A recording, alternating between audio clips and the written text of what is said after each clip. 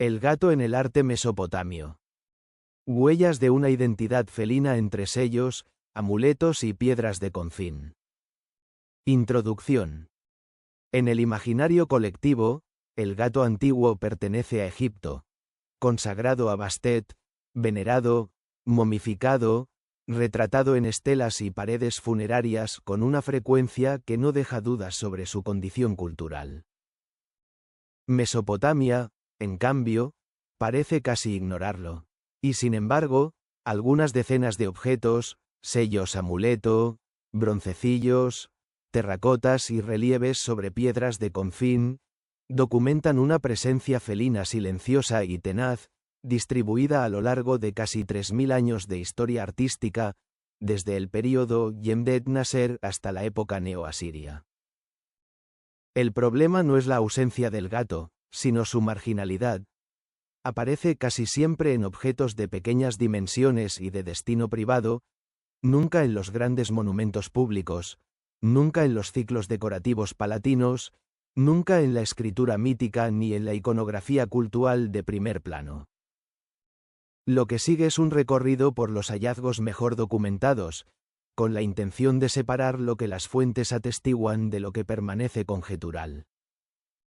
Primera parte. La glíptica del período Yemdet-Nasser, los primeros felinos documentados. El punto de partida cronológicamente más sólido es un pequeño objeto en hematita negra procedente de las excavaciones de Leonard Woolley en Ur, clasificado con el número de excavación U.1555 y conservado en el Museo Británico de Londres. El objeto pertenece al período Yemdet-Nasser, hacia el año 3100 a.C., y combina en sí dos funciones que en el antiguo Cercano Oriente convivían con frecuencia en el mismo artefacto. Es un sello, pues la base está grabada y podía imprimir una huella sobre arcilla, y al mismo tiempo un amuleto, al estar perforado para su suspensión al cuello o a un cinturón. La forma es la de un animal acurrucado sobre sí mismo, con una cabeza inequívocamente felina y ojos vaciados preparados para incrustaciones de otro material, quizá pasta vítrea o piedra coloreada. No se trata de un león. La escala es demasiado pequeña, la postura demasiado recogida, la representación formal demasiado doméstica. Lo que el artesano intentó retratar evoca más bien el gato doméstico o su antecesor silvestre más próximo, el Felis libica, que debía frecuentar ya los graneros de las primeras ciudades mesopotámicas, atraído por los depósitos de cereal que constituían el corazón económico de aquellos asentamientos.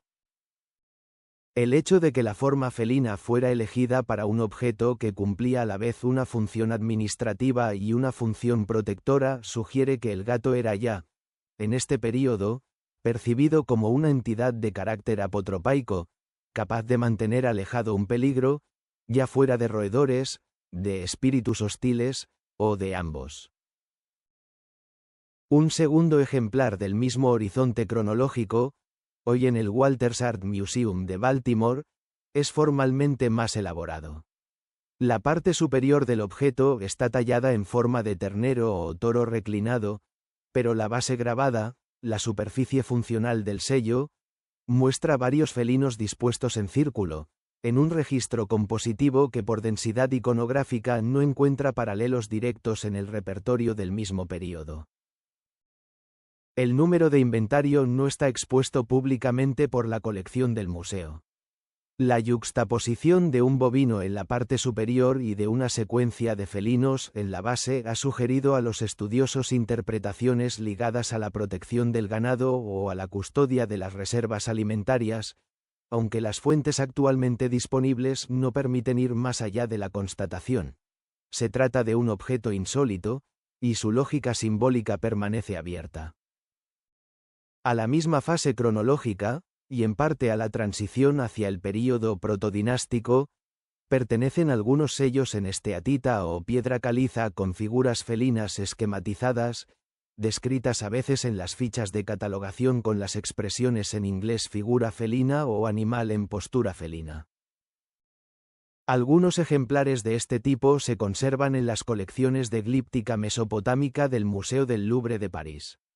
Su reconocimiento como gatos domésticos, más que como félidos de mayor tamaño representados de forma estilizada, es debatido en la literatura especializada, y el nivel de certeza permanece sensiblemente inferior al de los ejemplares de Ur y Baltimore. No carece de interés, sin embargo, que estos objetos reaparezcan con cierta regularidad en las colecciones museales que abarcan el período del cuarto milenio tardío y el inicio del tercero. Incluso donde el reconocimiento preciso es controvertido, la elección recurrente de un repertorio formal felino en los sellos de este período merece atención. Segunda parte. La glíptica protodinástica de Ur. Los sellos de Legren. La documentación de Ur ofrece un segundo grupo de testimonios glípticos, más tardío e igualmente problemático. Leon Legren, en el volumen titulado en español Excavaciones de Ur, tercer tomo, publicado en 1936, catalogó una serie de sellos cilíndricos y sellos estampilla del período protodinástico, hacia el año 2900 a.C., entre los cuales los ejemplares número 348 y número 384 han sido señalados en discusiones especializadas como posibles representaciones de felinos.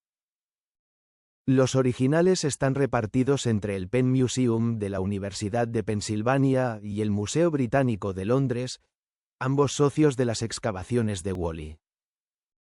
En el repertorio iconográfico protodinástico, la distinción entre un gato doméstico, un león joven y un félido silvestre estilizado es con frecuencia irresoluble a partir de la sola morfología grabada. La glíptica de este período simplifica los rasgos anatómicos de forma sistemática, y los indicios principales para el reconocimiento zoológico se convierten en las proporciones relativas de los animales, el contexto narrativo de la escena y la comparación con otros sellos del mismo taller o de la misma área de excavación. Para los ejemplares Legren número 348 y número 384, estos elementos no convergen hacia una respuesta unívoca. El reconocimiento como gatos domésticos sigue siendo una de las lecturas posibles, defendida por algunos estudiosos, pero no la única. Una revisión crítica del catálogo de Legren a la luz de los avances metodológicos de la glíptica de las últimas décadas sería necesaria para alcanzar una posición definitiva. Tercera parte. Las terracotas de Ur y el problema del reconocimiento. La documentación de Whalley incluye, junto a los sellos, una serie de figurillas animales en arcilla procedentes de los estratos del cementerio real y de los niveles paleobabilónicos de Ur, mencionadas en su campaña de 1926, en el artículo titulado en español Figuras profilácticas babilónicas, publicado en el Journal of the Royal Asiatic Society, y en el volumen póstumo titulado en español Excavaciones de Ur, séptimo tomo. El período paleobabilónico, publicado en 1976 bajo la edición de T. C. Mitchell. Entre estas figurillas, algunas han sido interpretadas como felinas.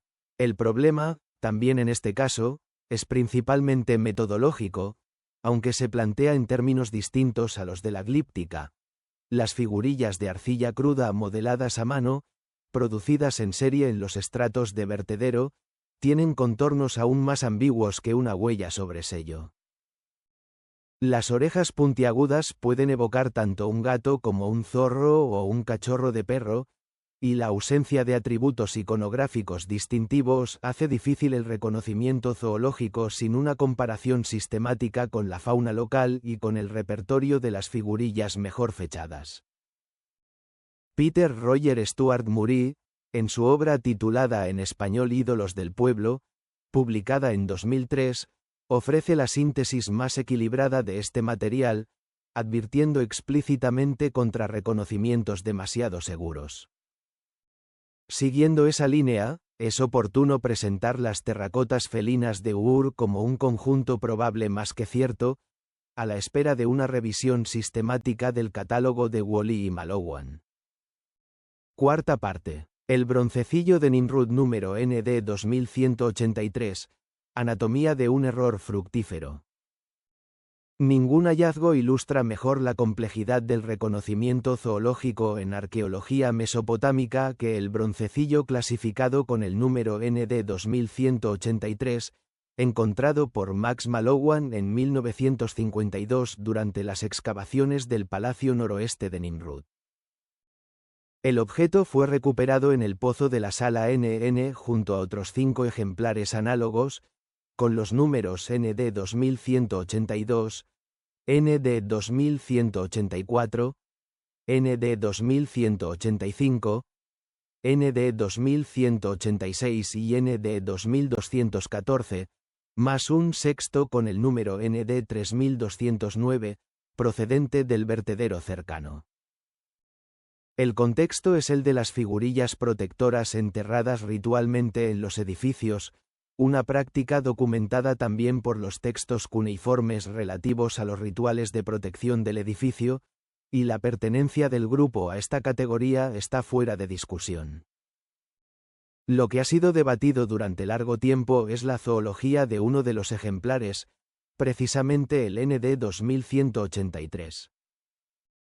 En el informe preliminar de 1952, publicado en la revista Irak número 15, Malowan describió este broncecillo específico como de carácter felino, distinguiéndolo implícitamente de los demás ejemplares del grupo, que leía como perros. En los años 60, en el volumen titulado en español Nimrud y sus restos, publicado en 1966, había ya corregido parcialmente su juicio. El objeto tenía apariencia felina pero seguía siendo, en su opinión, un perro.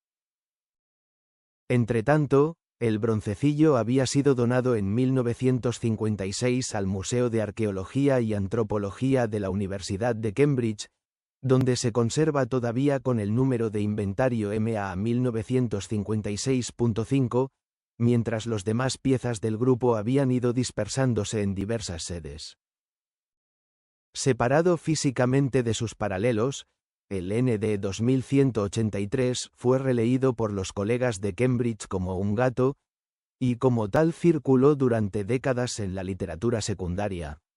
Un error de reconocimiento que se perpetuó precisamente porque el corpus comparativo se había vuelto inaccesible.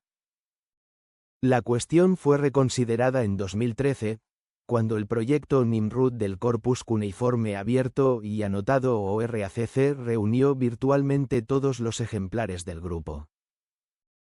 John Curtis, en la revista Irak número 45 de 2013, y Ruth Horry, en la ficha del proyecto ORACC de 2015, compararon el ND 2183 con las piezas que habían permanecido juntas y concluyeron que la morfología es coherente con la canina.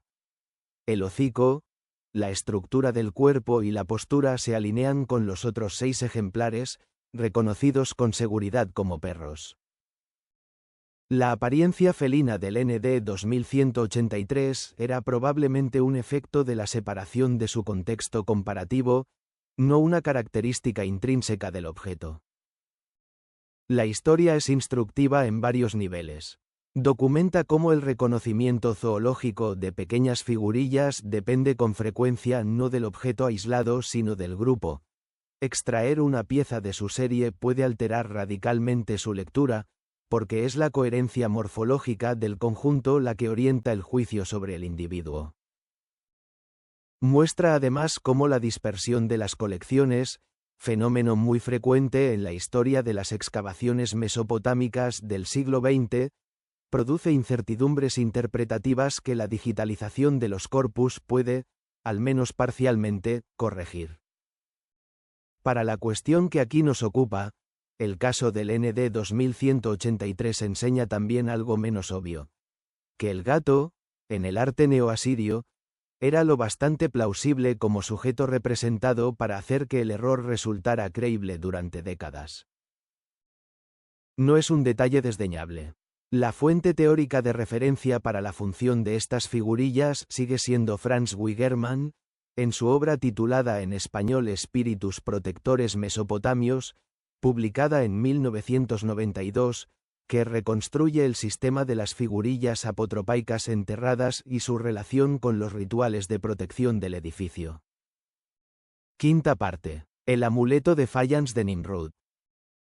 Entre los objetos donados al Museo Británico procedentes de la campaña de Nimrud se encuentra un pequeño amuleto de Fayance, pasta vítrea esmaltada, que representa un gato sentado con una perforación en el dorso que permitía su uso como colgante.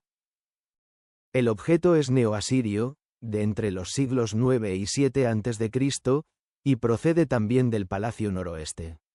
A diferencia del broncecillo ND 2183, su reconocimiento como gato es generalmente aceptado en la literatura.